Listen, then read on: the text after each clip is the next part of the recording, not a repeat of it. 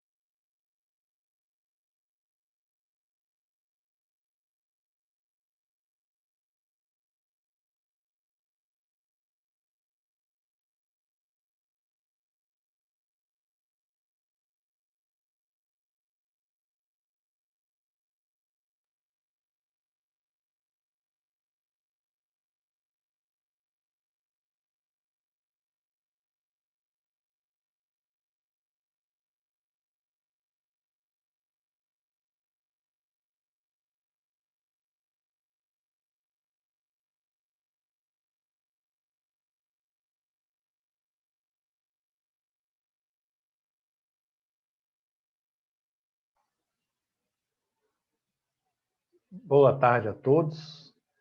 Temos a alegria de abrir mais um ciclo ILP-FAPESP, edição 2020, uma parceria do ILP com a FAPESP que ocorre desde 2017. Né?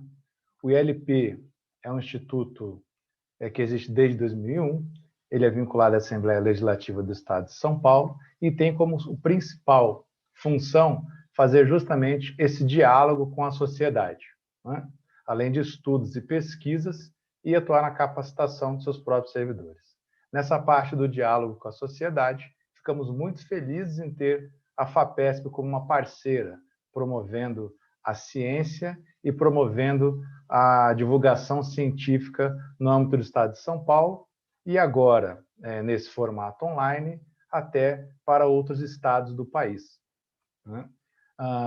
Nós temos a função de dar subsídio também em termos de estudo e acompanhamento à própria Alesp, e nada mais pertinente do que trazer a ciência para dentro da nossa casa. Então, uma boa tarde, reforço esse boa tarde a todos que estão nos assistindo ao vivo pelo canal do YouTube da Alesp. Tá? No caso da FAPESP, a FAPESP dispensa apresentações, dada a sua importância para a pesquisa no estado de São Paulo, né? A principal agência de âmbito estadual de fomento à pesquisa, e, mais uma vez, ela colabora com a Assembleia, trazendo pesquisadores de renome para compartilhar suas pesquisas conosco. O tema de hoje é Genômica, a ciência da vida, e ele, por si só, é muito pertinente, ainda mais em tempos de pandemia da Covid-19. Então, espero que todos aproveitem o evento e que desfrutem e adquiram o máximo de conhecimento nessas apresentações que serão feitas aqui. Eu passo agora a palavra ao Horácio Forjás, né, da FAPESP, para que ele continue com o nosso evento.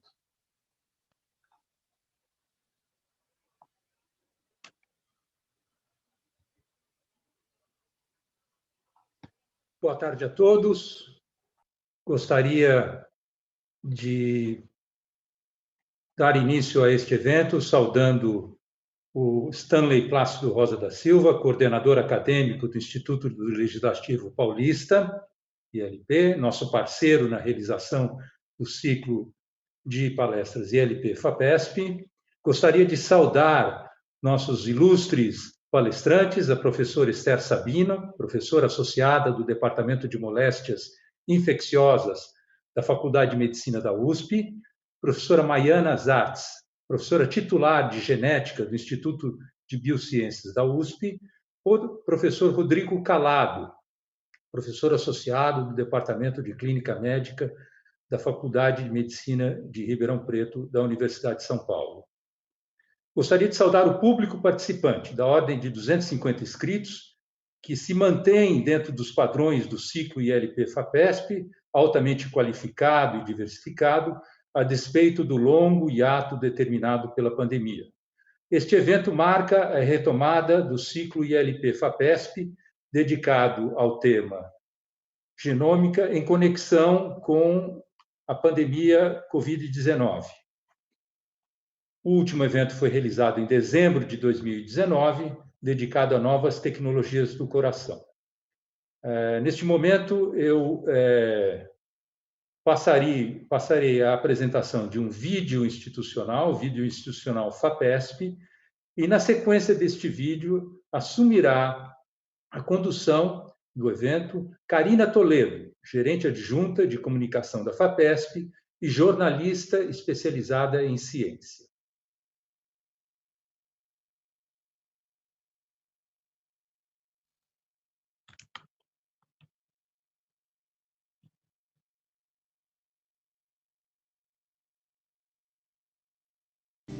Em atuação desde 1962, a FAPESP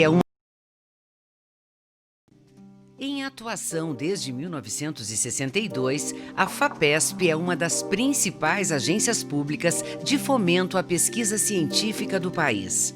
É fruto do diálogo entre pesquisadores e deputados estaduais paulistas que a criaram na Constituinte Estadual de 1947. E sua missão é financiar com recursos públicos a pesquisa científica e tecnológica em todas as áreas do conhecimento. A FAPESP apoia, em média, 20 mil projetos de pesquisa por ano e mantém acordos de cooperação com centenas de organizações em países de todos os continentes. As pesquisas têm contribuído para melhorar a qualidade de vida dos paulistas e para estimular o desenvolvimento do estado de São Paulo.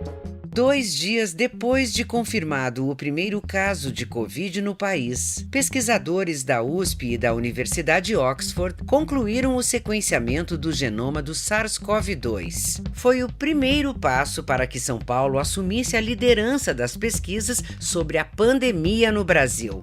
Hoje, quase a metade das pesquisas sobre a doença são desenvolvidas no estado por pesquisadores paulistas apoiados pela FAPESP. A Fundação financia mais de uma centena de projetos relacionados ao novo coronavírus, que envolvem desde testes rápidos para a detecção da doença até ventiladores pulmonares de baixo custo desenvolvidos na USP, além de apoiar a fase 3 dos testes clínicos da vacina chinesa Coronavac, que está sendo testada pelo Instituto Butantan.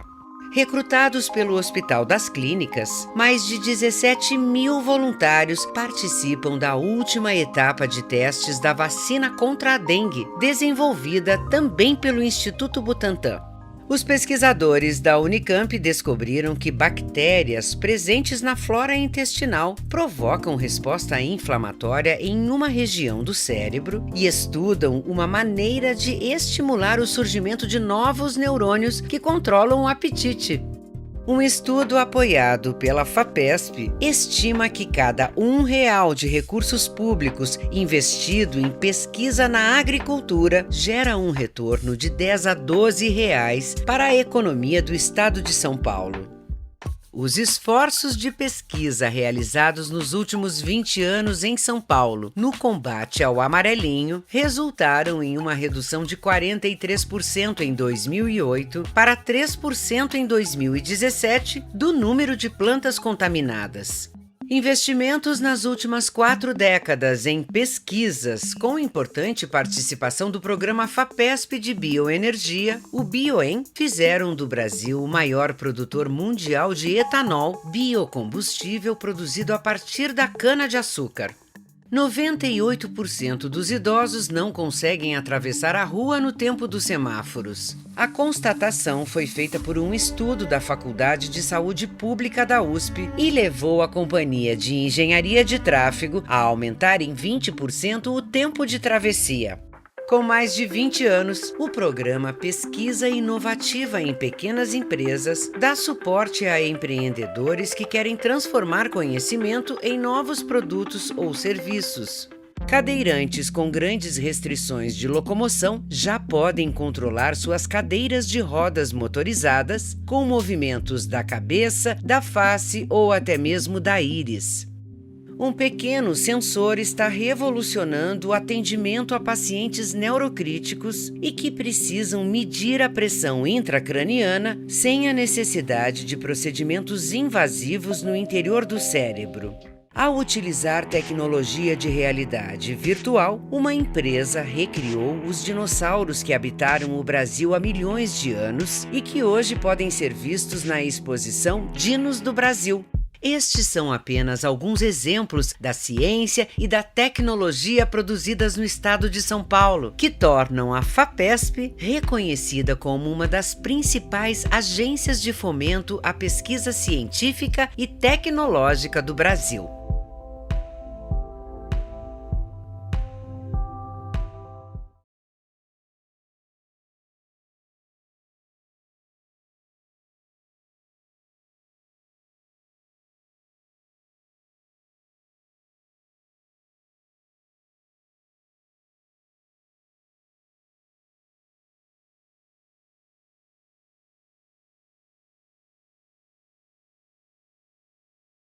Editora da agência FAPESP. Eu gostaria de dar boas-vindas a todos, agradecer a presença dos nossos palestrantes. Quem costuma ler os boletins da agência FAPESP já deve ter visto o nome deles bastante vezes: doutor Esther Sabino, doutor Rodrigo Calado, doutora Maiana Zatz. Obrigada pela presença. Cada um terá 15 minutos para falar, e as perguntas que forem enviadas pela audiência serão feitas no final, serão respondidas no final. Quem quiser mandar perguntas, o endereço é cicloilp@fapesp.br. E a nossa primeira palestrante do dia é a doutora Esther Sabino. Ela é professora da Faculdade de Medicina e pesquisadora do Instituto de Medicina Tropical, ambos da Universidade de São Paulo. Entre seus principais temas de pesquisa estão segurança transfusional, doença de Chagas, anemia falciforme, arboviroses e, mais recentemente, a Covid-19.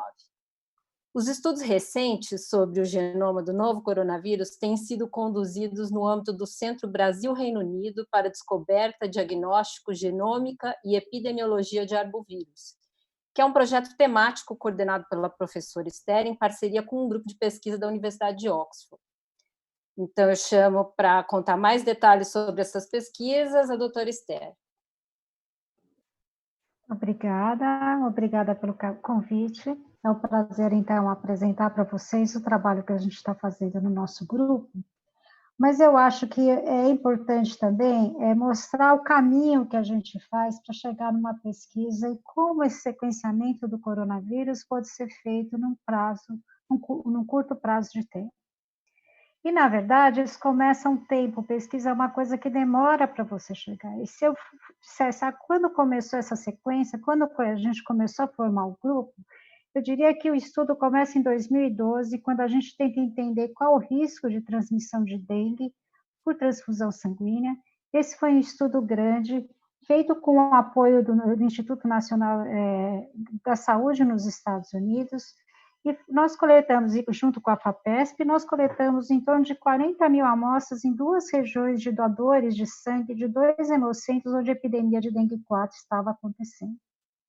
E nesse estudo, nós verificamos que dengue pode ser transmitido pelo sangue, talvez tenha pouca consequência para os receptores deles, mas nós coletamos 120 amostras de dengue. E a primeira discussão, a gente quis sequenciar e entender como que esse vírus se espalha no determinado momento de uma epidemia. E nós fizemos a sequência, mas o meu aluno de doutorado, na época, a gente precisava analisar melhor o dado, mas ele queria aprender uma outra técnica que chama metagenômica, que a gente sabe que é muito importante, e não tanto fazer a análise desses dados. Então, nós discutimos com o professor que eu colaborava em São Francisco, e ele linkou a gente a um outro grupo de professores na Universidade de Oxford. E aí nós analisamos esses dados de dengue, os nossos colaboradores gostaram desse estudo, e quando a epidemia de Zika surgiu, ele sugeriu que a gente fizesse um projeto em conjunto para entender como o vírus da Zika estava espalhando pelo país. E foi uma super experiência para o grupo, principalmente porque nós pudemos ter acesso a essa nova tecnologia que tinha sido usado por esse grupo durante a epidemia de ebola, que é um sequenciador que cabe na palma de uma mão e que realmente ele é fácil de ser usado e fácil de ser transportado e ideal para momentos de epidemia. Esse projeto foi capa da Nature, que é uma revista importante na área da ciência, e tanto aqui no Brasil quanto na Inglaterra, as alunas envolvidas nesse projeto ganharam prêmios por conta dele. Depois desse projeto, é lógico... sim, por que é tão importante sequenciar um novo agente? Aqui mostra no epidemia de Zika, a sequência mostrou para a gente que esse vírus estava circulando de forma silenciosa por mais de 18 meses. Então, a gente achava, e nós estávamos preocupados com a Olimpíada no Brasil, mas, na verdade, o vírus se espalhou durante a Copa do Mundo. Entender esse problema de vírus que se espalham silenciosamente antes de causar epidemia é extremamente importante. E o próximo passo, então, é desenvolver tecnologia para que a gente possa detectar mais rapidamente esses agentes e possa fazer uma vigilância melhor. E foi com isso que a gente ganhou o novo projeto, que é o projeto CAD. É um projeto que tem também o apoio da FAPESP junto com o Medical Research Center, que é a agência inglesa. E a ideia aqui, então, é juntar a universidade com os institutos de pesquisa da Secretaria da Saúde, também nós estamos ligados à Faculdade de Medicina de São José do Rio Preto. O nosso primeiro objetivo era estudar os arbovírus, e do lado inglês temos 3 universidades em que não só a gente aprende a fazer análise dessas sequências, mas também desenvolvemos e tentamos melhorar essa técnica de sequenciamento para que ela fosse mais barata, e também desenvolvimento de técnicas epidemiológicas para que a gente possa juntar tudo isso e melhorar a nossa capacidade de detectar e responder a uma epidemia. Essa é uma rede colaborativa, nós temos mais de 40 pesquisadores envolvidos, desenvolvendo protocolos em tempo real que podem ser vistos no nosso site, como está mostrando aqui. Então, o primeiro trabalho, nós recebemos essa verba em março do ano passado. Há um ano atrás, nós começamos, então, com esse time que eu chamo Dream Team, para poder trabalhar com as amostras que tinham sido coletadas durante a epidemia de febre amarela. E nós fizemos, então, em 10 dias, mais de 400 genomas, que agora estão sendo analisados em maiores detalhes, mas a gente cada vez mais tem uma visão melhor de como são esses vírus, como eles estão distribuídos e como foi a evolução dessa epidemia na região sudeste do Brasil.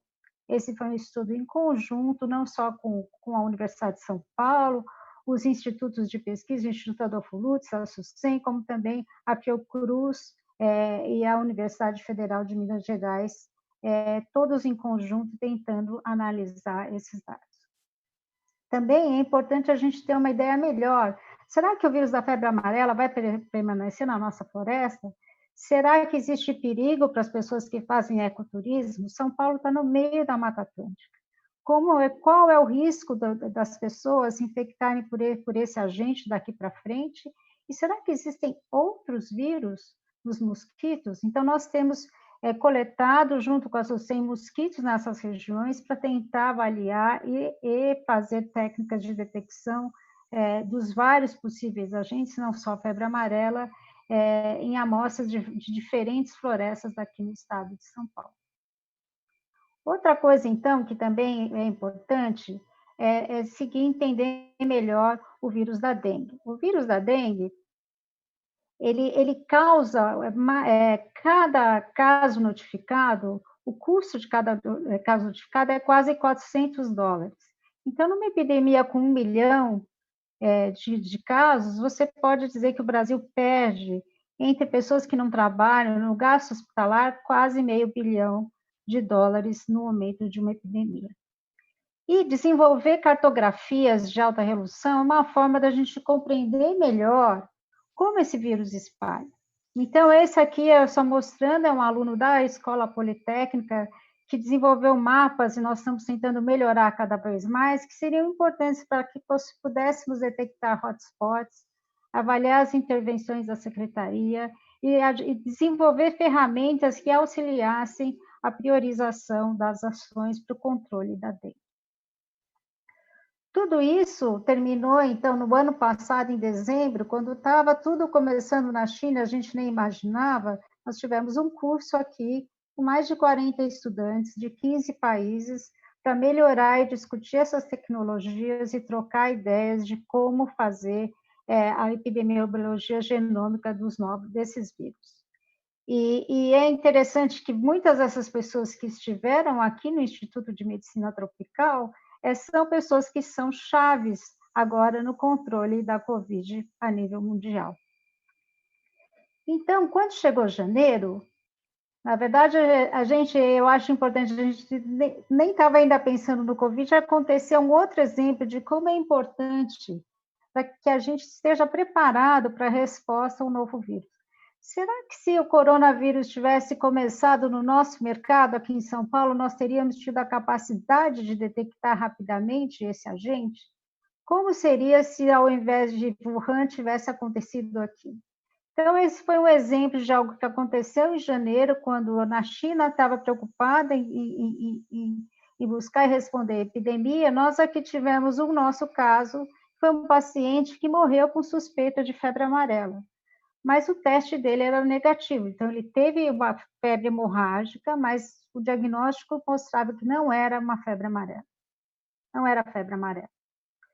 O patologista, esse projeto, então, é coordenado pela professora Ana Sara Levin, que é a titular do nosso departamento, e o doutor Amaro, que é o patologista, falou, não, esse caso é algum vírus, tem algum vírus nesse paciente. Então, a amostra foi encaminhada para o hospital, para o Einstein e também para o Instituto de Medicina Tropical. No dia de 14 de janeiro, o laboratório já detectou um arenavírus e nós confirmamos 2 dias depois, e logo que soubemos disso, já fomos atrás de todas as amostras que tinham sido suspeitas de febre amarela, mas que tinham dado resultado negativo no hospital, e achamos um segundo caso que também tinha acontecido em dezembro do ano passado. Enquanto isso, logo em seguida, o caso foi relatado pelo Ministério e nós começamos a testagem dos contactantes, desenvolvemos a técnica de PCR e, felizmente, esse vírus não se espalhou e ninguém mais se infectou por ele, mas ele é um vírus que costuma ser transmitido para outras pessoas, ou principalmente para profissionais de saúde, mas, felizmente, isso não aconteceu. Mas nós pudemos ver que esse vírus ele está circulando no país, no estado de São Paulo especialmente. O outro vírus tinha sido detectado só na década de 90, e nós achamos, então, recentemente, esses 2 casos. Até hoje, a gente não sabe qual que é o animal que transmite. Aqui estão as 2 alunas que trabalharam nesse estudo, e são cepas diferentes, uma bem diferente da outra, então, na verdade, não é uma epidemia, é mais a constatação de que esse vírus circula e que você tem casos, uma doença grave, os 2 pacientes morreram. Então, mostra novamente o que eu tinha falado no começo, que os vírus podem ficar anos sem as pessoas detectarem. Bom, agora voltando para o coronavírus, o que aconteceu? Então, na China, eles detectaram os primeiros casos em 2019, e a primeira comunicação a nível da China foi no final de dezembro, e no dia 31 de dezembro foi a comunicação oficial para a Organização Mundial de Saúde. Já em janeiro aconteceram casos na Europa, e os nossos colaboradores já começaram, então, a desenvolver tecnologia para detectar, e como nós os conhecíamos, eles mandaram essas ferramentas, primers já prontos, já testados com as amostras da Europa. Então, quando os primeiros casos suspeitos chegaram, nós fomos os laboratórios que distribuíam tanto para o laboratório central do Hospital das Clínicas como para o Instituto Adolfo Lutz, para poder fazer as PCRs. Nós tínhamos aqui, antes que chegassem quantidades maiores dos reagentes. E quando o primeiro caso foi confirmado no Hospital Albert Einstein, nós estávamos com tudo pronto para poder fazer o sequenciamento, e por isso que o sequenciamento foi tão rápido. A nossa aluna de pós-doc, da FAPESP, a Jaqueline Góes, que também tinha ganhado o prêmio no Zika. É lógico que essa rapidez levou à imprensa uma grande atenção. Para mim, uma surpresa, porque a gente faz tanta sequência, de repente, uma sequência fez com que a gente tivesse tanta gente foi tão valorizado por toda a população, porque eu acho que em momentos de epidemia, o que as pessoas querem e precisam saber é qual a nossa capacidade de responder, como que nós estamos preparados. Então, eu acho que isso responde, o fato de termos feito isso rapidamente mostra a importância que a população deu a esse fato. É lógico que nós continuamos trabalhando, a partir de nós sequenciamos um número maior de amostras, esses dados foram publicados na revista Science, que é uma revista importante a nível internacional, e o que mostrou nosso estudo é que mais de 100 linhagens chegaram ao país no início da epidemia, mas apenas 3 delas são responsáveis pela epidemia como a gente vê hoje. Todas as 3, a origem é europeia, e elas chegaram muito próximas ao momento da primeira detecção. Então, esse vírus não ficou muito tempo, todo mundo estava atento, e a detecção foi muito rápida. É errada a ideia de que o vírus pudesse estar circulando há muito tempo. Ele foi realmente detectado muito próximo do momento que foi descoberto o primeiro caso. Se não, foi por questões de uma semana, no máximo, ou 2, daquela data que essas 3 sequências entraram. Em resumo, é super importante nós estarmos, então, organizados para responder a epidemias. O controle de novas epidemias vai passar por equipes multidisciplinares com apoio de grupos de pesquisa bem estruturados. Bom, muito obrigada. Obrigada, doutora Esther, pela apresentação. Agora, nosso segundo palestrante, doutor Rodrigo Calado, é professor e chefe do Departamento de Imagens Médicas, Hematologia e Oncologia Clínica da Faculdade de Medicina de Ribeirão Preto, da USP, e também é diretor científico da Fundação Hemocentro de Ribeirão Preto, onde ele integra a equipe do Centro de Terapia Celular. O grupo do CTC testou pela primeira vez na América Latina um tratamento inovador contra o câncer, que é feito com células reprogramadas do próprio paciente. Isso foi divulgado no ano passado, e essa terapia, que é conhecida como terapia de células CAR-T, foi usada em um caso avançado de linfoma. E o doutor Rodrigo vai nos contar um pouco mais de detalhes sobre essa pesquisa. Doutor Rodrigo, por favor. Muito obrigado, Karina. Eu queria agradecer enormemente tanto o ILP quanto a FAPESP pelo convite, pela oportunidade de conversar com vocês um pouco a respeito da pesquisa científica e tecnológica que é feita aqui na Faculdade de Medicina de Ribeirão Preto, da USP, e no Hemocentro de Ribeirão Preto. Eu vou falar para vocês hoje e mostrar como funciona essa terapia que usa o nosso sistema imunológico para tratamento de câncer, mais especificamente do linfoma não Hodgkin.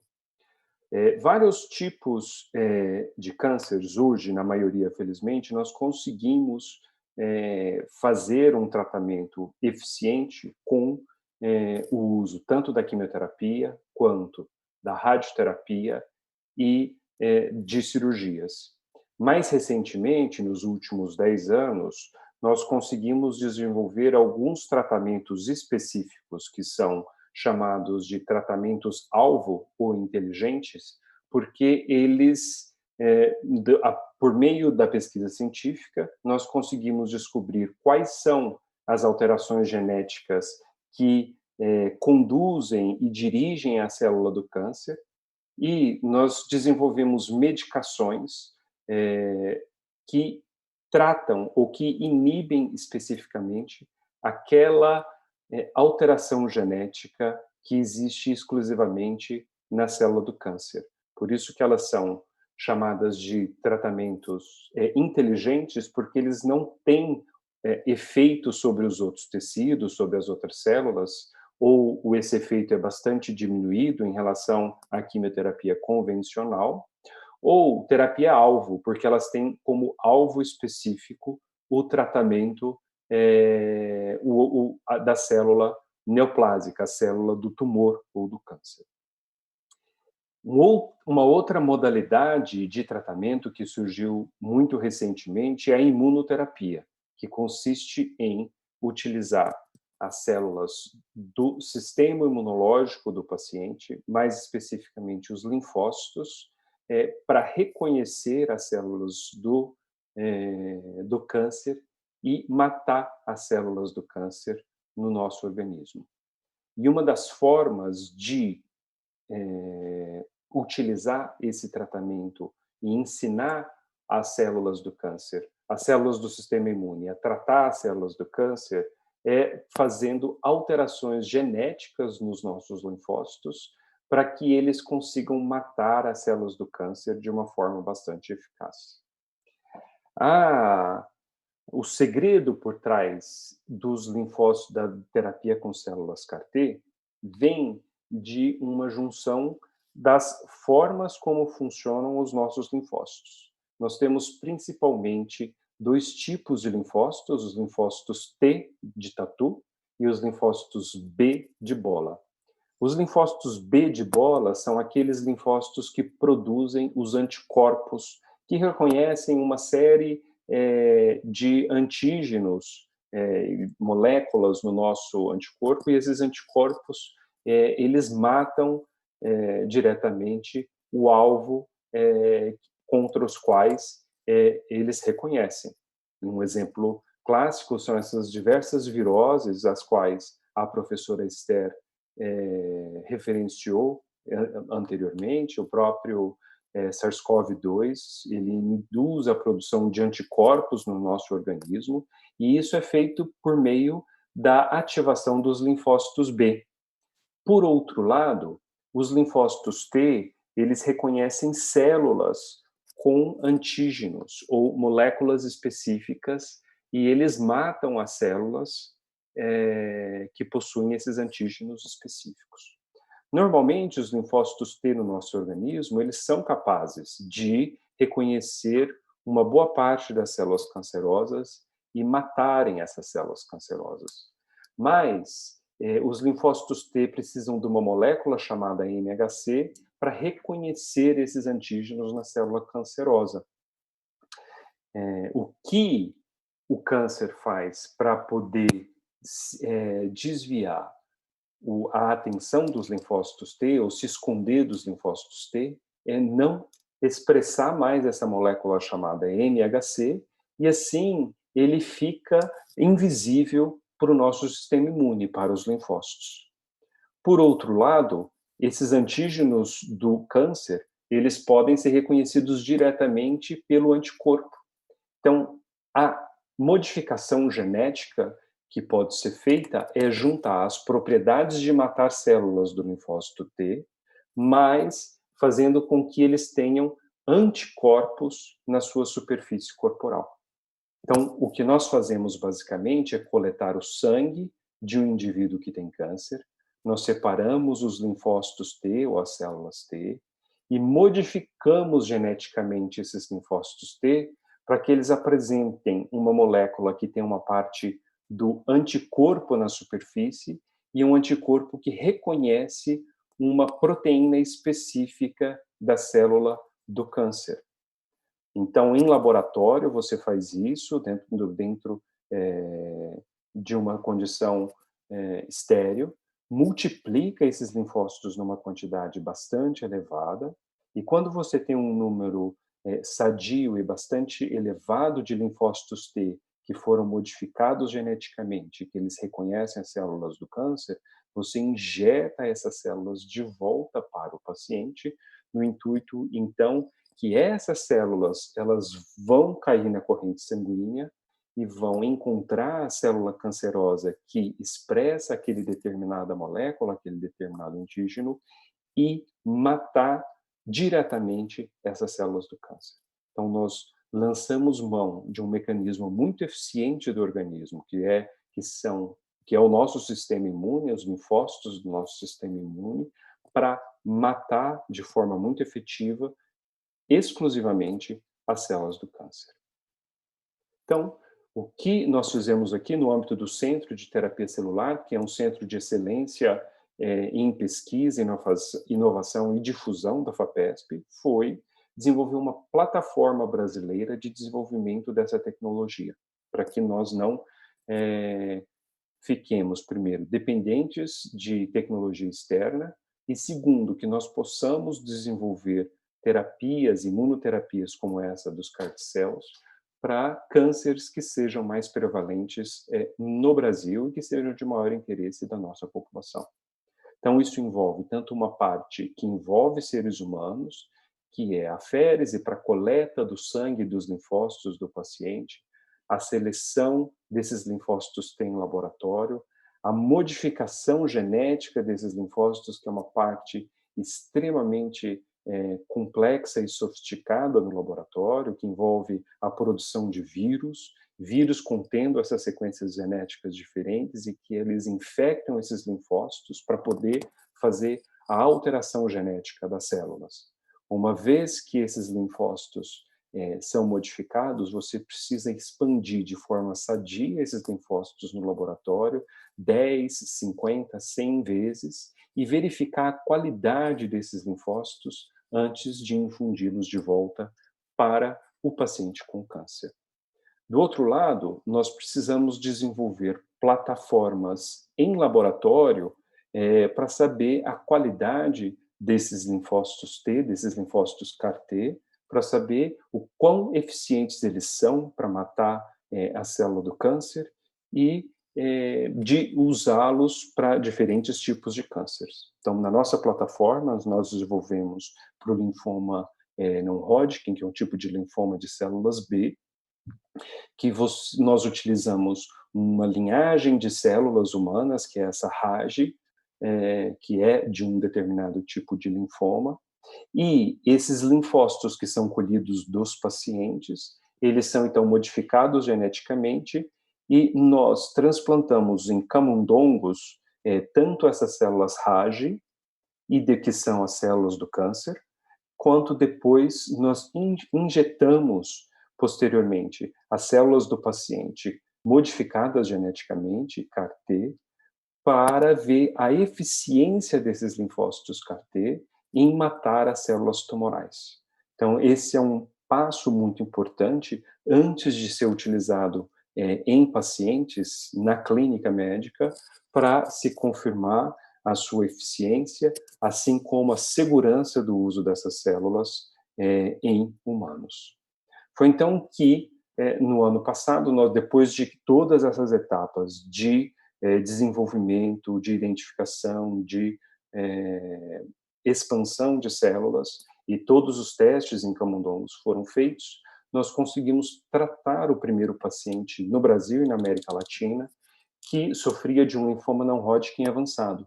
Ele já tinha sido submetido a 4 tipos de tratamentos diferentes, de quimioterapia, radioterapia, transplante, e utilizou essas medicações de nome bastante complexo, que são tanto quimioterapia quanto imunoterapias com anticorpos, mas a despeito dessas inúmeros tratamentos que ele havia feito, havia progressão da doença, mesmo depois da 4ª linha de tratamento. E foi então quando esse paciente nos foi encaminhado para verificar a possibilidade de uso das células CAR-T. Então, nós coletamos a célula desse paciente, conseguimos no laboratório expandir e infectar e modificar geneticamente de forma muito eficiente esse paciente, as células T desse paciente, ver que essas células eram capazes de reconhecer a célula do tumor e matar em laboratório as células do tumor.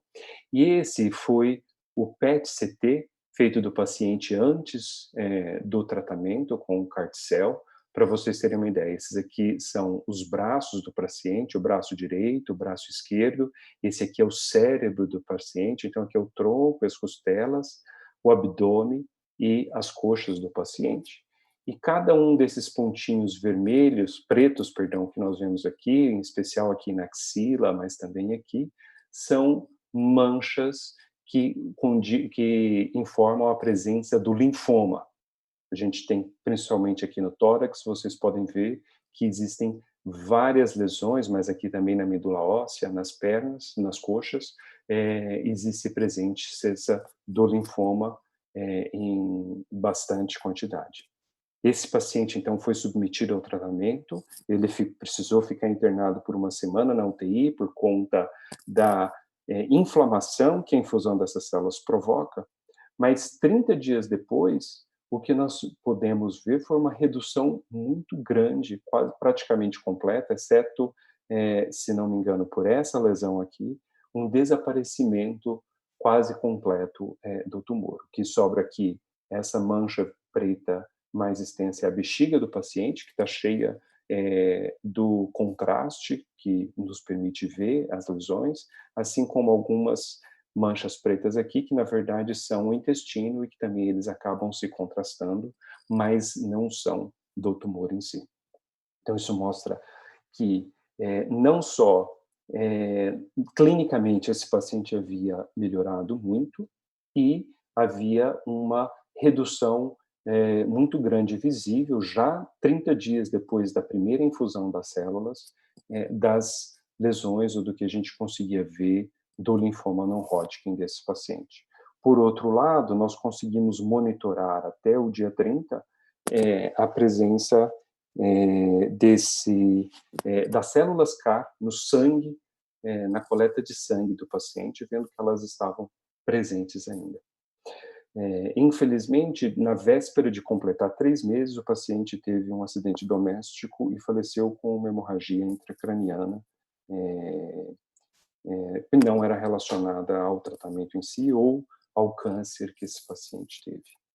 Claro que, como a professora Esther disse, isso é um trabalho que envolve inúmeras pessoas, um trabalho que aqui eu tenho um pequeno número de pessoas, mas isso envolve centenas de pessoas, e eu devo reconhecer aqui a liderança tanto do professor Dimas Covas como do Dr.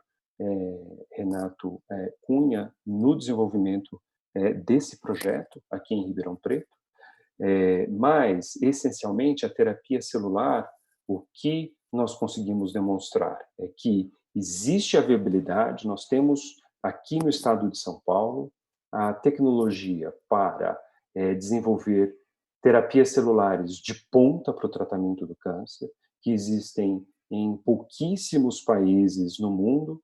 Essa tecnologia, a tecnologia está presente atualmente no Brasil, é factível fazer isso com um preço a 10 vezes menor, 10%, um décimo do que normalmente a indústria farmacêutica pode cobrar para o uso desse tipo de tratamento, e que isso pode estar disponível para a população do estado de São Paulo e para a população do país, uma vez que parcerias com a indústria e com o setor produtivo, assim como com áreas de tecnologia e de biotecnologia, sejam suficientes para que isso possa ser oferecido aos pacientes do SUS do estado de São Paulo.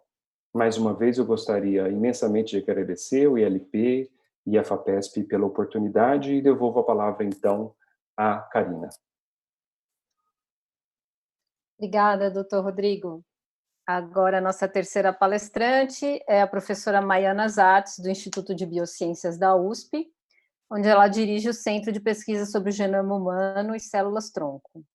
A doutora Maiana tem se dedicado a estudos sobre genética humana e genética médica, com enfoque em doenças neuromusculares, envelhecimento, células-tronco, Zika e câncer. Mais recentemente, tem investigado o papel da genética na suscetibilidade ao novo coronavírus. Ela vai falar um pouco sobre essas pesquisas. Agora eu chamo, então, a doutora Maiana, por favor.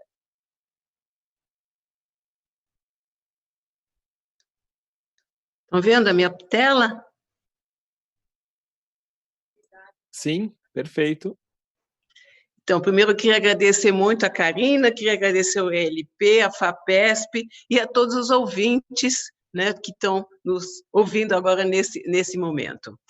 E eu vou falar um pouco da genética e Covid-19, mas não só Covid-19, porque nós temos um CEPID, que é um Centro de Pesquisa, Inovação e Difusão, e que é financiado pela FAPESP a longo prazo, desde o ano 2000 nós temos esse financiamento, e eu queria contar um pouquinho de outras pesquisas que nós fizemos e também como é que nós estamos agora, então, abordando a genética e a Covid-19.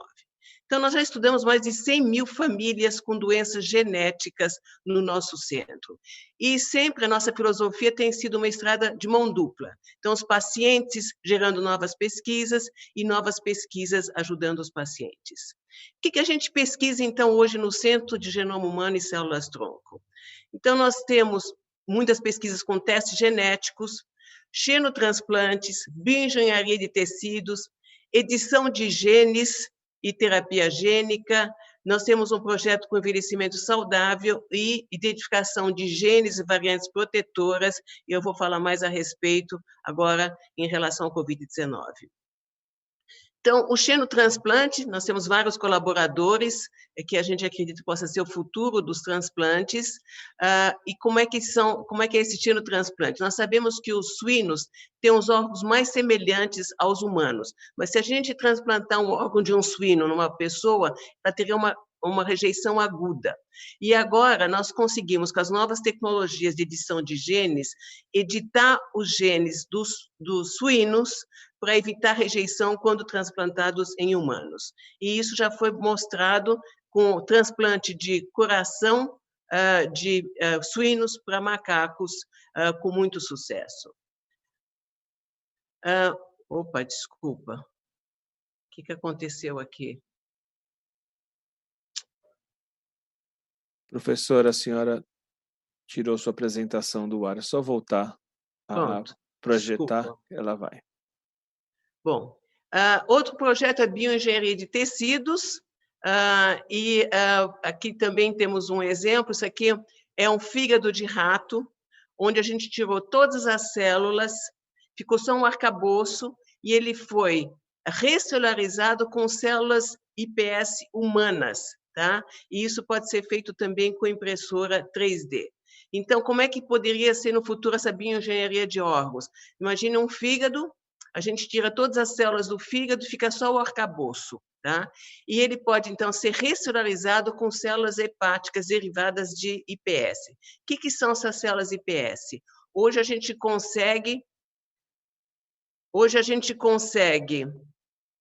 De novo, está me dando problema aqui. Professor, eu estou compartilhando seus slides, eu estou com essa imagem que a senhora acabou de falar, do fígado. Eu posso ir passando por aqui para a senhora ficar mais confortável. Tá, obrigada. Então, próxima, por favor. Bom, então a gente pode recelularizar com células iPS, que são, eu vou mostrar agora, que são células que são reprogramadas. Então, hoje a gente consegue tirar a partir do sangue ou da pele, você consegue reprogramar as células para elas voltarem ao estágio embrionário. E você pode fazer no laboratório qualquer tipo de linhagem celular. Então, se eu quiser fazer uma bioengenharia de um fígado, eu posso, no laboratório, fazer células hepáticas e reconstruir o fígado só com arcabouço. E isso seria reinjetado ou reintroduzido na pessoa e não haveria rejeição, porque você está falando de células da própria pessoa. O próximo, por favor. Bom, em relação a testes genéticos, o primeiro projeto Genoma Humano levou 13 anos para ser completado, a um custo de 3 bilhões de dólares. E hoje, com o sequenciamento de última geração, a gente consegue sequenciar um genoma numa hora e meia. Nós temos painéis que conseguem analisar 6.300 genes simultaneamente responsáveis por doenças genéticas, né? E esses são muito importantes para confirmar o diagnóstico e iniciar tratamentos precoces. E também para fazer um planejamento familiar em casais de alto risco, prevenindo o nascimento de afetados por doenças graves e letais. E esses testes genéticos permitem também estudar a variabilidade genética em pessoas infectadas pelo novo coronavírus, comparando casos graves e assintomáticos. Então, temos também novas tecnologias de engenharia genética, que é o CRISPR-Cas9, que permite alterar genes. Isso vai ser fundamental para a terapia gênica, e isso foi um dos exemplos que foi mostrado pelo professor Rodrigo. Então, isso é importantíssimo também para doenças genéticas, como ele mostrou, já temos ensaios clínicos em câncer, em mal de Parkinson, e doenças hematológicas hereditárias também já foram iniciados. Então, como eu falei, são essas células tronco reprogramadas a partir de células da pele ou de eritroblasto, a gente consegue reprogramar no laboratório essas células que a gente chama de IPS e fazer qualquer linhagem celular no laboratório. Próximo, por favor. Então, nossas pesquisas com vírus iniciaram-se em 2016 com o vírus da Zika. E eu queria mostrar para vocês como é que o inimigo pode se tornar um aliado. Diferentemente do coronavírus, a maioria das pessoas que são infectadas pelo vírus da Zika não tem sintoma nenhum. Mas o que se viu é que durante a gravidez, algumas mulheres que foram infectadas tiveram bebês com microcefalia e outras malformações, que é a síndrome da Zika congênita. E o que a gente sabe? Que o vírus Zika destrói células neuroprogenitoras, que são as células que formam o cérebro fetal.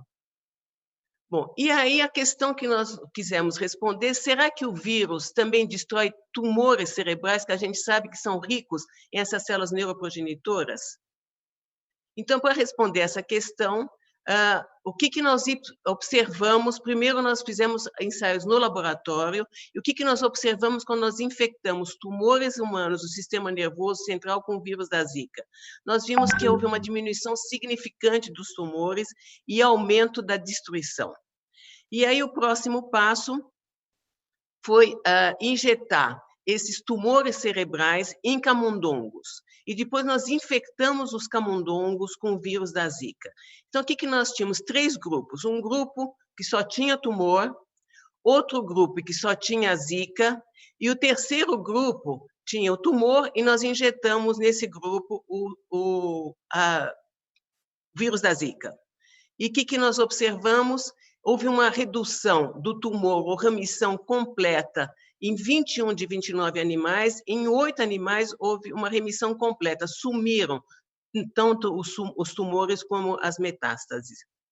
Bom, então, esse trabalho foi capa da revista Cancer Research, e nós continuamos, então, essa pesquisa com cães, porque a gente sabe que cães podem desenvolver tumores cerebrais espontâneos, não são injetados, são tumores que acontecem nos cães. E eu queria mostrar, então, para vocês o que a gente observou. Então, nós injetamos 3 cães que estavam com tumores cerebrais em estado muito avançado, e eu queria mostrar um vídeo. Essa aqui é a Nina, que estava muito comprometida. Ela não conseguia comer só com o tubo, ela não conseguia andar, ela tinha 12 anos na época, e veja como é que ela ficou, depois da injeção do vírus da Zika, sem ter nenhum efeito colateral. Então, essa pesquisa foi interrompida no começo da pandemia, e agora a gente quer retomar, desde que a gente tenha recursos para isso. A próxima, por favor.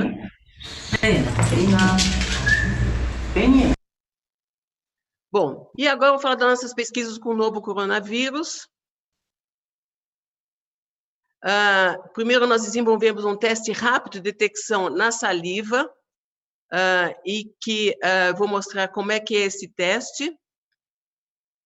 Então, a pessoa ou pode cuspir num tubinho, ou pode haver coleta de material de nasofaringe, é colocado num tubinho, e nesse tubo a gente coloca os reagentes para reação e amostra dos pacientes. Os tubos são colocados no equipamento, e depois de 40 minutos a gente tem o resultado. E aqui em amarelinho, vocês estão vendo, são as amostras positivas e aqui as amostras negativas. E como é que a genética influencia a variabilidade clínica em pessoas infectadas pelo SARS-CoV-2? Então, essas são as pessoas que colaboraram com esse projeto. E aqui estou eu, mascarada também. O que nós estamos pesquisando? Então, a nossa pergunta é como explicar o caso de pacientes jovens com formas letais e idosos resistentes. Então, nós resolvemos pesquisar os dois extremos. Por um lado, os jovens que falecem devem ter variantes genéticas de risco, e aqueles que conseguem ser idosos, que são assintomáticos ou que têm muito poucos sintomas, devem ter as variantes genéticas de proteção.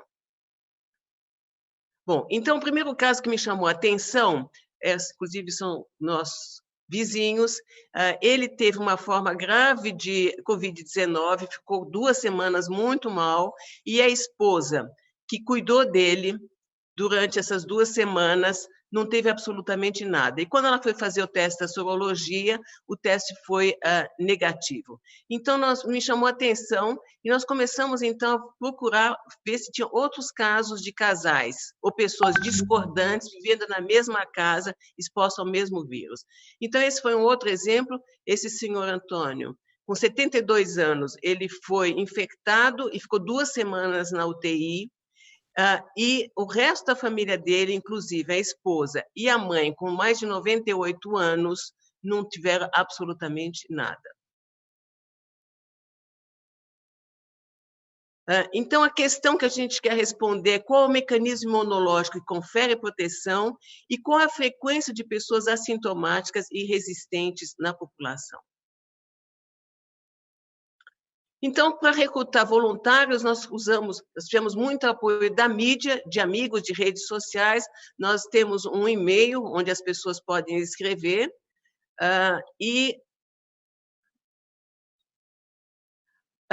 Quais são os critérios de inclusão? Então, um dos cônjuges desenvolveu o quadro da Covid-19, alguns hospitalizados, enquanto o companheiro não teve sintomas, e entre os assintomáticos nós temos 2 grupos. Indivíduos que tiveram os testes de viremia anticorpos positivos, então foram infectados, mas não desenvolveram sintomas, e indivíduos que foram negativos para todos os testes e são classificados como resistentes. E, até o momento, para nossa surpresa, nós recebemos mais de 800 e-mails de voluntários. Já conseguimos coletar mais de 300 amostras, e todos com formulários preenchidos, com todos os respectivos exames anexados. Nós coletamos, então, 85 casos de casais discordantes, onde um era infectado e clinicamente afetado e o outro não. 30 adultos com menos de 60 anos, que são ou jovens ou crianças que, infelizmente, vieram a óbito, e 5 centenários curados e um centenário exposto assintomático. Então, o que nós observamos até agora? Entre os sintomáticos e assintomáticos, a idade média é muito semelhante, mas nós temos, entre os assintomáticos, 70% são mulheres.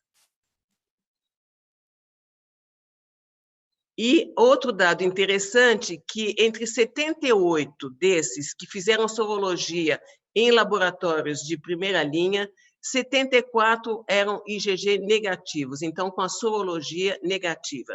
O que está sugerindo que pessoas que podem ser resistentes e, apesar de ter sorologia negativa, pode ser muito maior do que aquilo que a gente imagina. Próximo. Outra coisa que a gente quis olhar era em relação ao grupo sanguíneo, porque saíram alguns trabalhos mostrando que pessoas do grupo A poderiam ser mais suscetíveis do que as pessoas do grupo O. Então, nós olhamos isso também na nossa coorte. O que nós observamos? Que a distribuição dos grupos sanguíneos A e O é muito semelhante entre os infectados e os resistentes. Nos dois grupos, nós temos mais pessoas do grupo A do que do grupo O, mas, como vocês estão vendo, não tem diferença entre os dois grupos. E aí nós queremos estudar nonagenários acima de 95 anos e centenários. E isso é uma pesquisa que a gente já vem desenvolvendo antes da Covid-19, onde nós sequenciamos os genomas de 1.200 brasileiros saudáveis com mais de 60 anos, que nós chamamos nosso projeto 80+. E entre eles, várias pessoas com mais de 100 anos, essa senhora tem 105, essa me convidou para o aniversário de 100 anos, ela está ótima, essa senhora tem 102. Então, a questão que a gente queria responder é: será que eles também são resistentes ao SARS-CoV-2? E vejam, então, vários anúncios em jornais mostraram de algumas pessoas recuperadas, e nós tentamos ver se a gente conseguia contactar alguns desses casos. O que nós observamos, o que nós conseguimos? Nós conseguimos já contactar e coletar amostra de 100 centenários, uma senhora de 106 anos, 2 de 104 e 3 mais jovenzinhas de 100.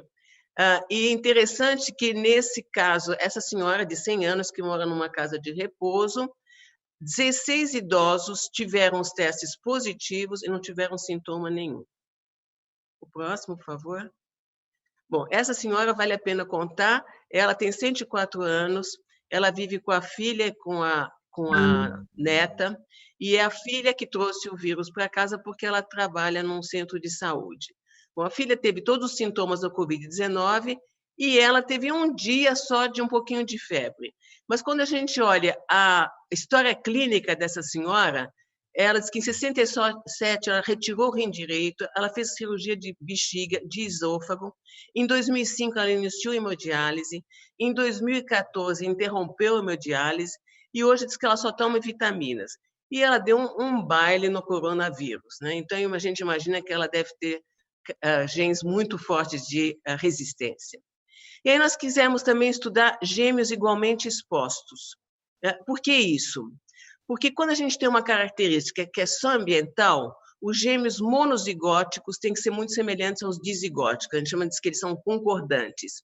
E quando você tem uma característica componente genético, a concordância é maior em gêmeos monozigóticos do que dizigóticos. E aí nos chamou a atenção um caso que foi também reportado em jornal, de 2 irmãos gêmeos monozigóticos, os 2 falecidos por Covid-19 aos 52 anos. Então, nós começamos também a tentar recrutar gêmeos, e o que a gente observou? Nós conseguimos, então, 8 pares de gêmeos, e quando nós comparamos a concordância entre gêmeos monozigóticos e dizigóticos, nós observamos que em 5 pares de gêmeos monozigóticos, 4 são concordantes, só um é discordante. Enquanto em 3 pares de gêmeos dizigóticos, todos são discordantes. E isso fala também a favor, então, de um componente genético de resistência ou suscetibilidade. Próximo, por favor. Então, o que nós vamos pesquisar?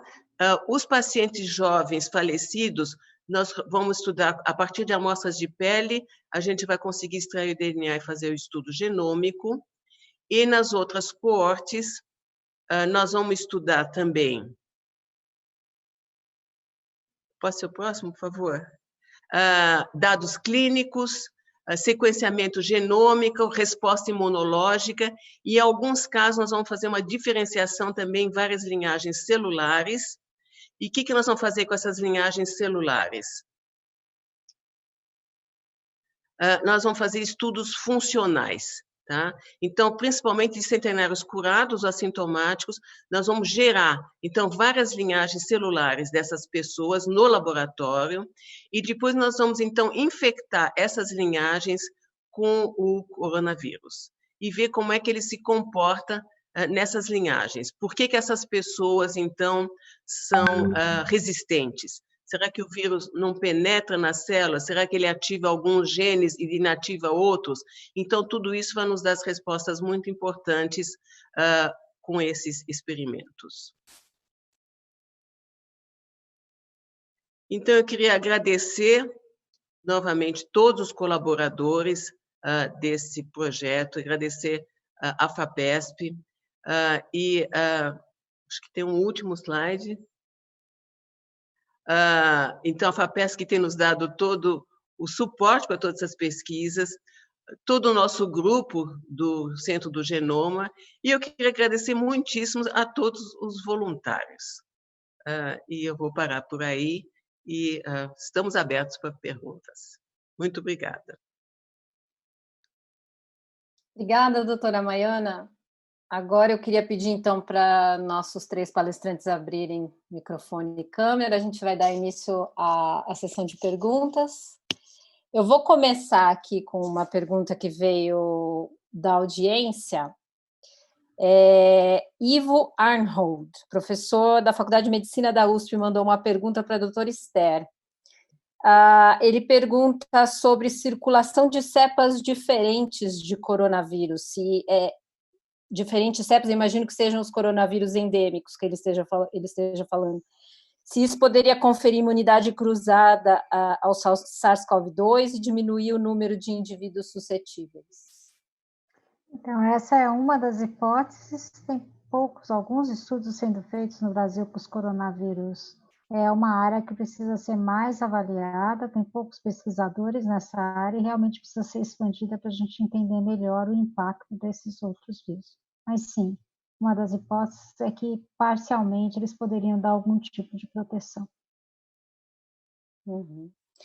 E pegando esse gancho, então, falando sobre essa questão de uma imunidade cruzada, né? Eu queria que a senhora comentasse sobre isso, e a doutora Maiana também falasse um pouco sobre essa questão de que teve um alto número aí de resistência, de pessoas que mesmo em contato com o coronavírus não se infectaram, né?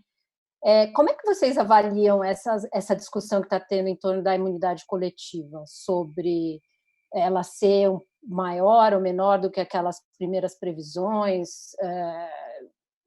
Enfim, como é que vocês veem essa discussão? Eu primeiro? Olha, para mim foi uma surpresa ver o número de pessoas que a gente chama de resistentes, né? Que têm a sorologia negativa e que tiveram um contato, acho que eu não posso imaginar um contato mais próximo do que um casal, né? Tem vários casais que disseram, a gente fez inclusive sexo, um contaminado e outro não, e o outro não teve absolutamente nada. Então, seria muito interessante a gente saber qual é a frequência dessas pessoas na população, porque hoje, quando se fala de imunidade, sempre é baseado nos testes de anticorpos, né? O meu feeling é que o número de pessoas imunes deve ser muito maior do que aquela do que está sendo reportado, né? Baseado na resposta de anticorpos, o que é uma boa notícia, né? Se for verdade. Agora, a gente também quer entender quais são os mecanismos, né, que conferem essa imunidade, quais são os anticorpos que são ativados. Aí o Rodrigo pode nos explicar melhor, né, porque a área de imunologia é mais da área do Rodrigo do que minha, né? Acho que a Esther vai lá, Esther. Então, eu concordo, acho que existe uma resistência genética, acho que isso é que as pessoas vão acabar descobrindo, uma parte da população, a gente precisa quantificar. Os resultados iniciais de sorologia são muito dependentes do teste que você usa, né? E alguns estudos de prevalência feitos no Brasil usaram testes um pouco menos sensíveis, então a exata proporção de pessoas infectadas é um pouco menor. Mas o que a gente está vendo, nosso grupo que está estudando doações de sangue, doadores de sangue no Brasil, é que em algumas áreas a proporção foi bem maior, talvez quase próximo dos 60%, em que se definiu como o momento em que você teria aquela imunidade rebanho. Então, os anticorpos aparentemente duram pouco, também esse é outro problema, dependendo do teste que você usa, e tudo isso a gente vai aprendendo aos poucos. Então, realmente, ciência é isso, a gente tem que estudar muitas coisas, muito lado, para a gente poder ter uma boa resposta. Então, eu acho que ainda é uma área em aberto. Nem todo anticorpo protege, né? Parece que agora eles estão descobrindo que só o que ataca a proteína spike, não é isso que seria o anticorpo que realmente impediria a pessoa de de se infectar. O anticorpo de neutralizante, sim, né? Contra a proteína spike seria também outra coisa importante da gente conseguir medir exatamente a proporção. Agora que começam a surgir os primeiros casos de reinfecção, nós precisamos entender o que faz com que a pessoa possa ser reinfectada e qual a frequência desse fenômeno. Rodrigo. Tá ok, obrigado. Realmente a gente ainda está aprendendo muito com infecção, e a minha impressão é de que existem tanto alguns fatores genéticos ou inatos que podem conferir uma maior resistência, como a Maiana está tentando identificar, quanto, aparentemente, talvez a Esther possa confirmar mais isso, mas pelo menos é o que a gente vê na enfermaria ou na UTI do perfil dos pacientes, é que existem alguns fatores adquiridos ou do comportamento das pessoas, e que seja a obesidade é um deles, hipertensão, diabetes e outras alterações que aumentam não só o risco de contrair a doença, quanto a gravidade. Do ponto de vista genético, eu gostaria até um pouco de mostrar um resultado um pouco diferente do que a Maiana falou, mas aqui em Ribeirão Preto, pelo menos no Hemocentro, e dos pacientes do Hospital das Clínicas da USP de Ribeirão, a gente viu um perfil diferente do tipagem sanguínea. Então, tipo A teve um risco de cerca de 3 vezes maior de desenvolver doença grave do que os tipos não A. Me chama a atenção um pouco nos dados da Maiana que a frequência de A é um pouco maior do que normalmente a gente vê na população brasileira. A gente tem cerca de 30%, 35% de A na população brasileira, e ela foi um pouco mais prevalente, tanto no seu grupo de sintomáticos quanto assintomáticos, que é bastante curioso. Pode ser um viés da seleção dos seus indivíduos, dos pacientes em si, mas isso pode dar alguma dica para a gente de como que o sistema ABO, ou tipo sanguíneo, pode contribuir para a infecção, porque a gente não sabe porque, apesar de ter esse dado que se repetiu na China, na Itália, na Espanha, e tem alguns dados aqui no Brasil, que é uma população geneticamente bem mais diversa, e isso se repete com uma certa sistemática, a gente entende pouco por que o tipo A pode causar uma doença por coronavírus, por exemplo, pode dar a doença mais grave. A gente sabe que os tipos sanguíneos estão envolvidos com outras infecções, como, por exemplo, tipo A, ele está mais suscetível à malária, ou outras doenças infecciosas também.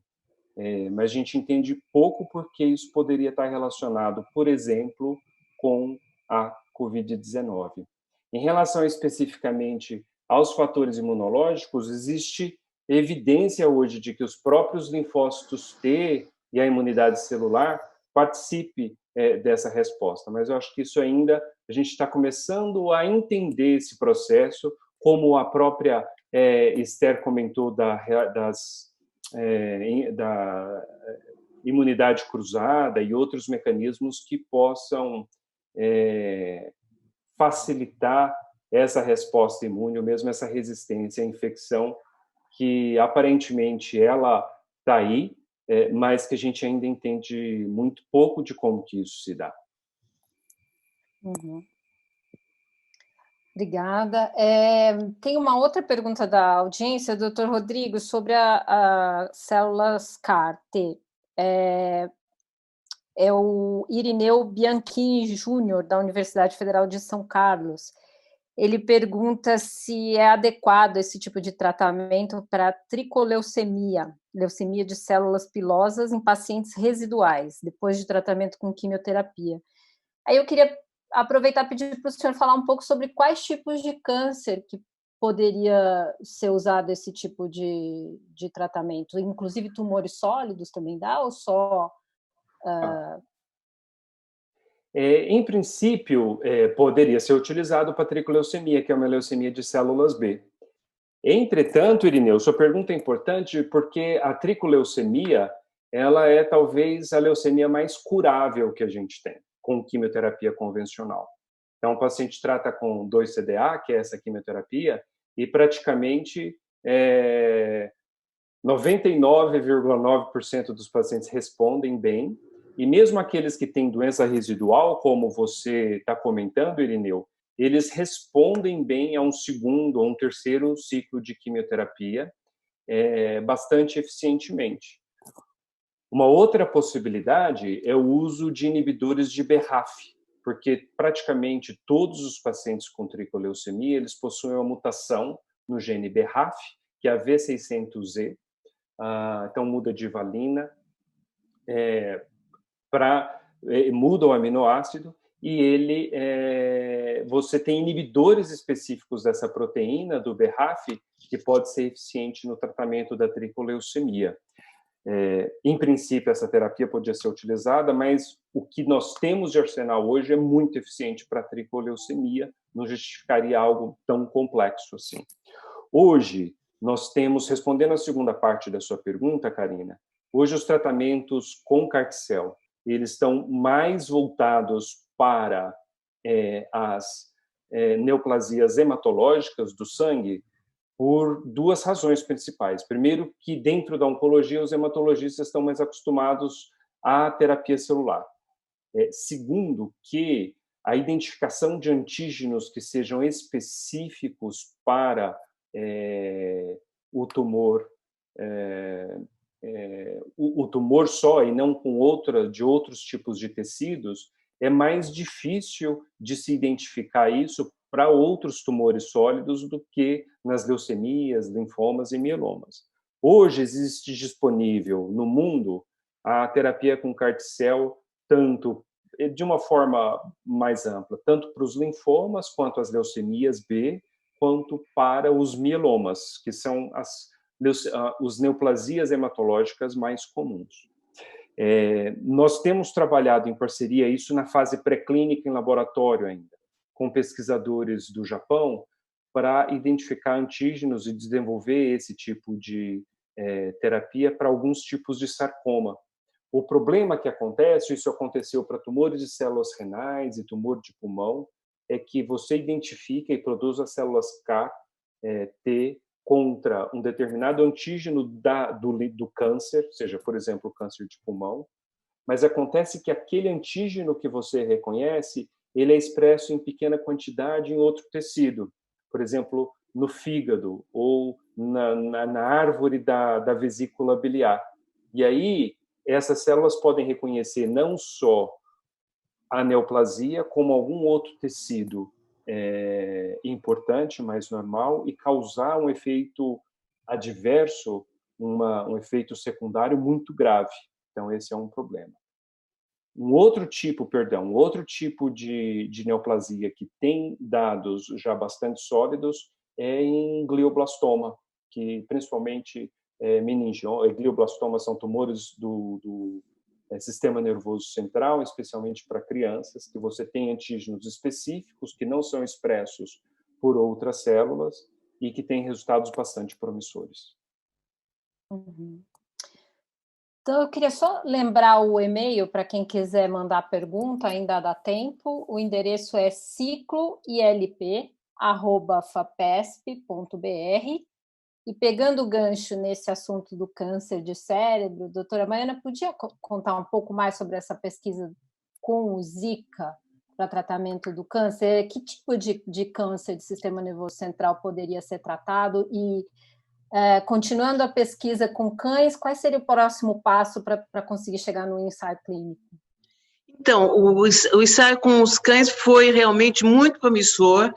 Nós primeiro achávamos que era só glioblastoma, que o Zika iria, vamos dizer, destruir. E depois nós descobrimos que a Nina, aquela cachorrinha que eu mostrei, tinha um meningioma.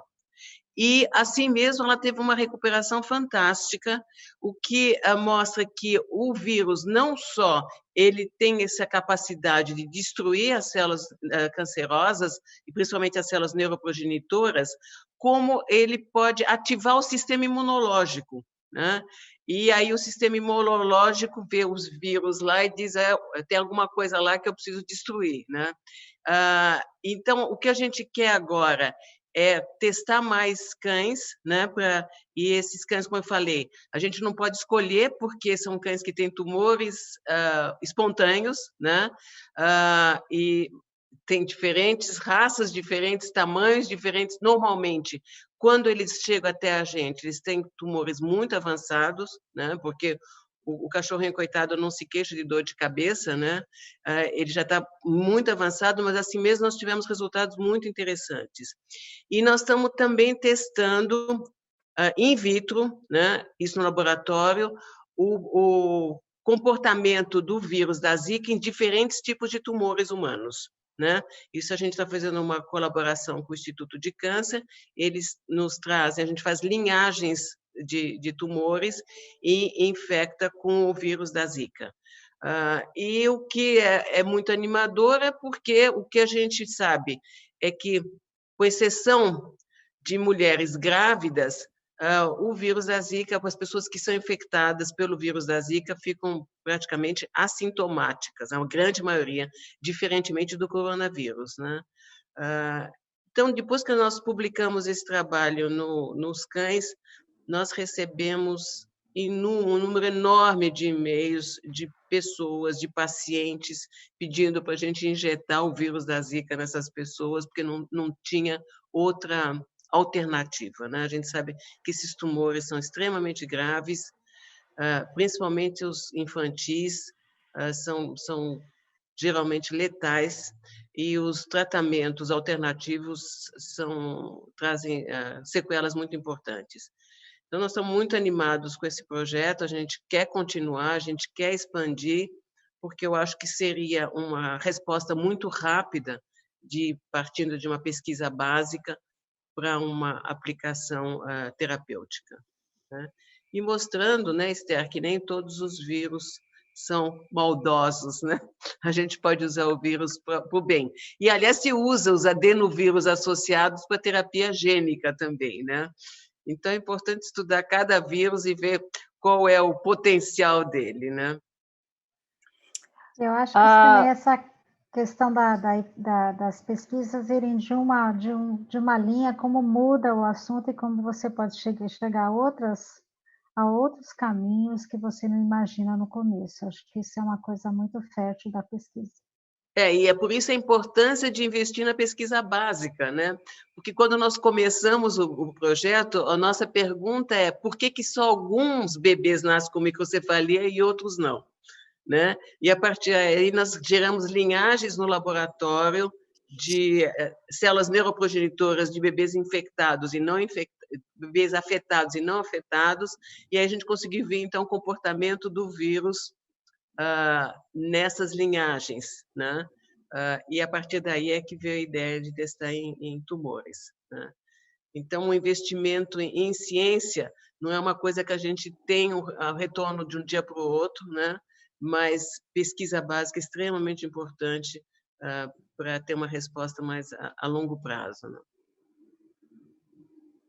O Rodrigo Rodrigues nos mandou uma pergunta, duas, na verdade, para a doutora Maiana, se esse mesmo tipo de tratamento poderia ser testado para outros tumores que não do sistema nervoso central, e para o doutor Rodrigo Calado, se existem mais resultados além desse primeiro paciente que estava com linfoma, que foi tratado, se mais alguma outra pessoa já recebeu a terapia. Doutora Maiana, pode começar, por favor? Sim, então, o que a gente viu, pelo menos in vitro, os tumores que foram destruídos são aqueles do sistema nervoso central. A gente testou alguns outros tumores e não houve essa destruição. E isso explica por que os bebês nasceram com microcefalia, né? Porque não foram afetados outros órgãos, porque o vírus realmente tem um tropismo para o cérebro em formação, que é rico nessas células. Mas a gente está testando outros tumores e a gente não pode excluir, por enquanto, não pode excluir totalmente nenhum outro. Mas a nossa aposta é mais no uso de sistema nervoso central. Doutor Rodrigo. Isso, não, por conta da pandemia, que entrou logo em seguida, a gente teve que interromper os tratamentos. Então, a gente não pôde fazer novos pacientes serem tratados. E Felizmente, nesse período, a gente aproveitou para reformar o laboratório de terapia celular e aumentar a nossa capacidade de produção de tratamentos e produção de vírus para uso clínico, que terminou recentemente. Agora, com a diminuição da pandemia, que felizmente aqui no interior também tem diminuído, eu espero que no próximo mês ou nos próximos meses a gente possa retomar e voltar a tratar os pacientes com essa técnica. Legal. A Camila Álvares, da USP de Bauru, ela pergunta de que forma o estudo do perfil genético de pessoas resistentes e suscetíveis pode contribuir para o desenvolvimento de vacinas, tanto para a Covid quanto para a Zika e dengue. Eu queria aproveitar e pedir para depois a doutora Esther complementar, falando um pouquinho sobre essa questão do quanto o genoma do novo coronavírus é mutável, se ele muda muito, se isso pode afetar o desenvolvimento de vacina, mas acho que a primeira para a doutora Maiana, né? Como é que esse perfil genético, então, pode contribuir? Então, em relação aos genes de risco, porque, como o Rodrigo falou, existem muitas comorbidades que aumentam o risco, e a gente sabe disso, mas o que a gente acha intrigante são casos de jovens sem comorbidades e que foram a óbito por causa do Covid-19. Então, a gente imagina que essas pessoas têm os genes, as variantes genéticas de risco, e a gente precisa descobrir o que essas variantes fazem. E também, no momento que a gente tiver um teste fácil, disponível, seria extremamente importante identificar essas pessoas, porque elas teriam realmente que ser as mais protegidas e as primeiras a serem vacinadas no momento que a gente tivesse uma vacina confiável. E em relação aos genes de resistência, né, e que todo mundo gostaria de ter, a gente quer saber como é que eles protegem, né? Quais são os mecanismos, né, que são acionados, né? Quais são os fatores para conferir essa resistência.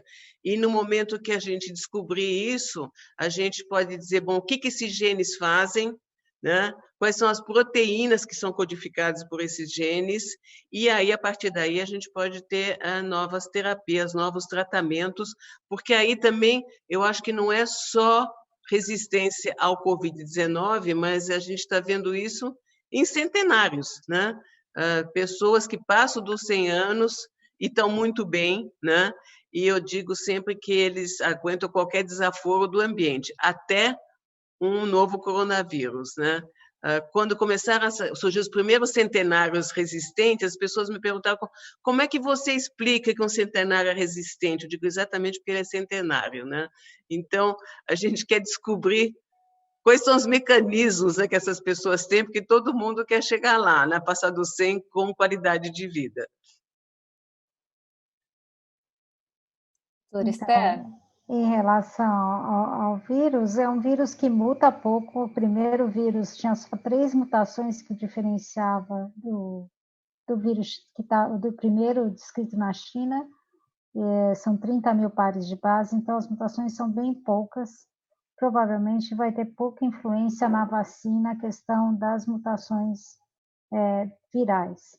O que vai talvez influenciar mais realmente na duração da vacina é como o organismo vai responder à vacina e quanto dura essa resposta. Eu acho que é isso que é a questão atual e a necessidade de estudos focados nesse aspecto, que é o que vai acontecer com esses grandes coortes na fase 3, por isso é tão importante não pular fases no estudo de vacinas. Uhum. O estudo com as células, a terapia de células CAR, ele já está pronto para ser colocado no SUS, doutor Rodrigo? O que precisaria ainda para deixá-lo mais acessível a outros pacientes? A tecnologia a gente tem, então essa parte está pronta. O que falta é a gente precisa de capacidade de fazer em larga escala. O laboratório que a gente tinha, a gente conseguia fazer um tratamento por mês por conta da produção de vírus em qualidade clínica, a preparação das células, colher, fazer todo o processo. Hoje a gente tem condições, com todas as mudanças que foram feitas, a gente consegue aumentar isso mais ou menos para 5 casos por mês, porque não é uma infraestrutura de laboratório bastante grande. Mas em pouco tempo, se houver investimento na parte de laboratório, especialmente infraestrutura, investimento na parte médica também, no acompanhamento e no atendimento desses pacientes, isso estaria pronto para ser disponível para os pacientes para o SUS. O que a gente domina a tecnologia, sabe como fazer, o que precisa é criar uma estrutura ou uma rede para poder disponibilizar esse tratamento. Legal. A gente está chegando, então, ao fim do nosso tempo. Eu queria agradecer mais uma vez a participação de vocês. E agora eu chamo o Stanley Plácido para fazer o encerramento do evento. Obrigada mais uma vez a todos. Nós que agradecemos. Também agradeço muito. Foi excelente estar aqui com a Maiana e com a Esther. Prazer. Bom. Foi muito bom. Bom, o evento foi ótimo. Eu fico muito feliz pelo andamento das pesquisas e o quão elas podem contribuir no enfrentamento das doenças genéticas.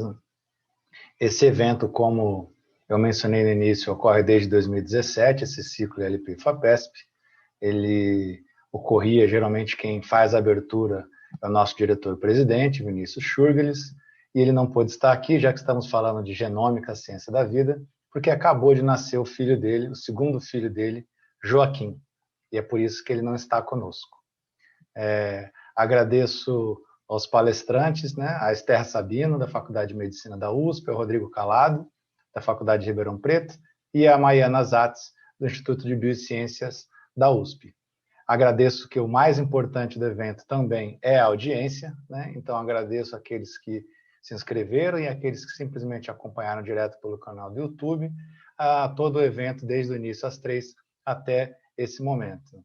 Agradeço também a equipe técnica da FAPESP, da área de eventos e de relações institucionais, que fazem esse evento acontecer, e a equipe da Rede Alesp, que deu todo o suporte para essa transmissão pelo canal do YouTube.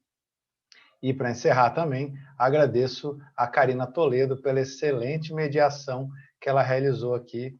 Então, muito obrigado a todos. Obrigada, Stanley. Eu queria concluir, então, só lembrando os próximos eventos do ciclo ILP. No dia 28 de setembro vai ter um seminário sobre empreendedorismo, inovação e impacto social. Depois, o próximo será no dia 26 de outubro, avanços na luta contra a depressão. E no dia 7 de dezembro, Indústria 4.0, a nova revolução industrial e seus avanços. Então, a gente conta com a participação de vocês. Obrigada e até a próxima.